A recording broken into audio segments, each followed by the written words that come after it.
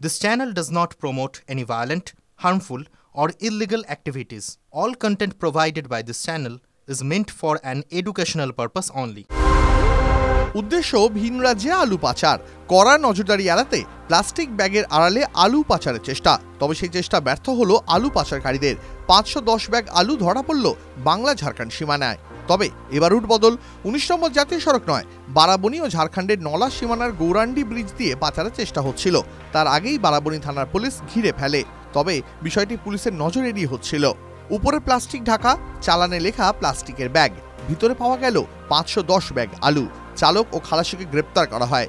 আলুগুলি পান্ডুয়া থেকে বিহারের গয়া জেলায় যাচ্ছিল বলে খবর। এই ঘটনার পর আরও সতর্ক হলো আসানসোল দুর্গাপুর পুলিশ। বাংলার বাজারে কোনোভাবেই নিয়ন্ত্রণে আনা সম্ভব হচ্ছিল না আলুর দাম। টাস্ক ফোর্স বারবার অভিযান চালিয়েছে রাজ্যের বাজারগুলিতে। দেখা গেছে এক একটা বাজারে এক এক দামে বিক্রি হচ্ছে আলু।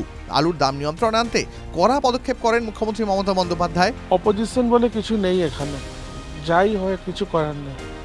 আমাদের স্টেটে যদি অপোজিশন স্ট্রং থাকতো তাহলে প্রতিবাদ হতো, প্রোটেস্ট হতো। যারা মজুদদার তারাও বলছে আন্দোলন করব, আবার সরকারও বলছে যে আলুর দাম কমাতে হবে। মাঝখান থেকে মানুষ, সাধারণ মানুষ কিন্তু সাফারার হচ্ছে। নজরদারি যারা করে তারা তো নজরদারি করে চলে যাচ্ছে।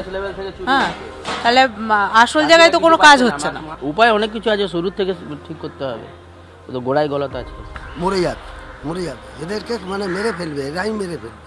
নভেম্বরের 22 তারিখে টাস্ক ফোর্সের বৈঠকের পর সিদ্ধান্ত নেওয়া হয় আপাতত আলু রপ্তানি করা যাবে না। কিন্তু তারপরেও যে গোপনে আলু পাচার চলছে, এদিন তারই প্রমাণ মিলল। টিভি9 বাংলা ডিজিটাল।